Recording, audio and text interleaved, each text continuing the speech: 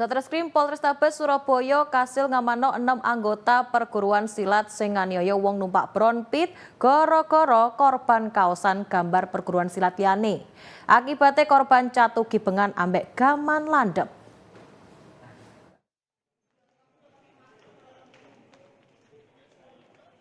Polisi bungkus 6 arek anggota perguruan silat sing katut aksi pengeroyokan nang ngarepe SWK Wiyung Surabaya.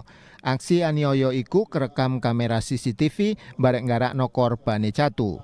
Kasatreskrim Polrestabes Surabaya AKBP Edi Herwianto ngomong, 6 pelaku iku inisiale FM umur 18 tahun warga Duku Pakis, MR umur 18 tahun warga Tandes, GR umur 19 tahun warga Sawangan, AS umur 29 tahun warga Tandes, AI umur 21 tahun warga Tandes, karo BN umur 26 tahun warga Sawangan Surabaya.